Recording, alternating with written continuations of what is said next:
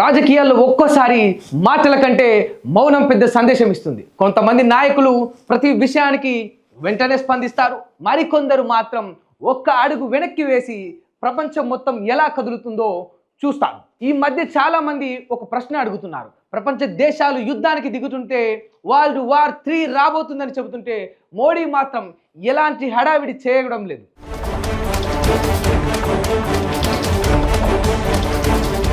ఇది మౌనమా లేక వ్యూహమా? దేశాన్ని నడపడం అంటే సోషల్ మీడియా ట్రెండ్ ఫాలో అవ్వడం కాదు.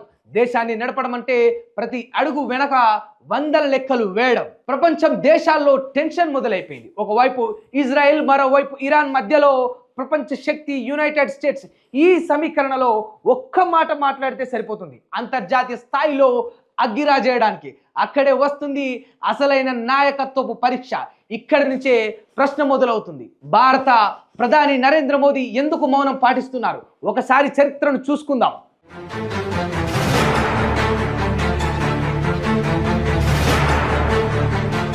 భారత విదేశాంగ విధానం చాలా సంవత్సరాలుగా ఒక సిద్ధాంతం మీద నడుస్తుంది. అదే అన్ని దేశాలతో సంబంధాలు, కానీ ఎవరి యుద్ధంలోనూ నేరుగా దూకకూడదు. అంటే ఎవరితోనూ శత్రుత్వం కాదు, ఎవరితోనూ అందమైత్రి కాదు. ఈ స్ట్రాటజీని కొందరు స్ట్రాటజిక్ సైలెన్స్ అంటారు. మౌనం అంటే భయం కాదు, మౌనం అంటే సమయం చూసి మాట్లాడే తెలివి.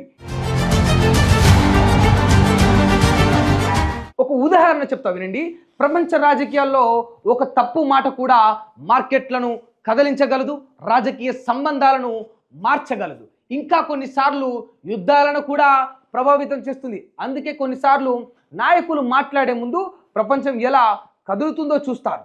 భారతదేశానికి ఒక ప్రత్యేక స్థానం ఉంది. ఒకవైపు యునైటెడ్ స్టేట్స్తో వ్యూహాత్మకంగా భాగస్వామ్యం ఉంది, మరోవైపు ఇజ్రాయెల్తో టెక్నాలజీ డిఫెన్స్ సంబంధాలు కూడా ఉన్నాయి. అదే సమయంలో మధ్యప్రాచ్య దేశాలతో ఎనర్జీ సంబంధాలు కూడా భారత్కు ఉన్నాయి. అంటే ఒక మాటలో చెప్పాలంటే భారతదేశం ప్రతి దేశంతో సంబంధం ఉంచుకోవాల్సిన పరిస్థితి ఉంది. ఇలాంటి సమయంలో తొందరగా ఒకవైపు నిలబడితే ఏమవుతుంది? రాజకీయంగా ఒత్తిడి పెరిగిపోతుంది, ఆర్థికంగా కూడా ప్రభావం పడే అవకాశం ఉంటుంది. అందుకే కొన్నిసార్లు మౌనం కూడా ఒక డిప్లొమసీ అవుతుంది. సినిమాల్లో అంటారు కదా, సింహం గర్జించకపోయిందంటే అది బలహీనమైంది కాదు, అది సరైన సమయం కోసం ఎదురు చూస్తోందని అర్థం. అంతర్జాతీయ రాజకీయాల్లో కూడా అదే జరుగుతుంది. ప్రపంచం మొత్తం ఒక్కసారి స్పందనలు ఇస్తోంది, ప్రకటనలు చేస్తోంది. కానీ భారతదేశం మాత్రం తన ప్రయోజనాలు దృష్టిలో పెట్టుకొని అడుగులు వేస్తోంది.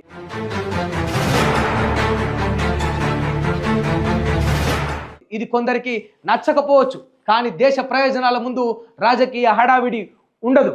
ఇక్కడ అసలు ప్రశ్న ఏంటంటే, ప్రపంచంలో టెన్షన్ పెరిగినప్పుడు ఒక దేశ నాయకుడు వెంటనే స్పందించాలా లేక అన్ని కోణాలు చూసి మాట్లాడాలా? ఇది ఒక పెద్ద డిబేట్. కానీ ఒక విషయం మాత్రం నిజం, ప్రపంచం రాజకీయాల్లో మౌనం కూడా ఒక సందేశమే. మాటలు కొన్నిసార్లు వార్తలు అవుతాయి, కానీ మౌనం కొన్నిసార్లు వ్యూహం అవుతుంది. ఇక రాబోయే రోజుల్లో ప్రపంచ రాజకీయాలు ఎలా మారుతాయి, ఈ ఉద్రిక్తతలు ఎలా ముగుస్తాయి, అది చూడాలి. కానీ ఇప్పటికైతే భారతదేశం ఒక విషయం మాత్రం స్పష్టంగా చెబుతోంది. దేశ ప్రయోజనాల ముందు ప్రపంచ రాజకీయాల్లో తొందరపాటు నిర్ణయాలు ఉండవు. అది అంతర్జాతీయ రాజకీయాల్లో ఒక వ్యూహం.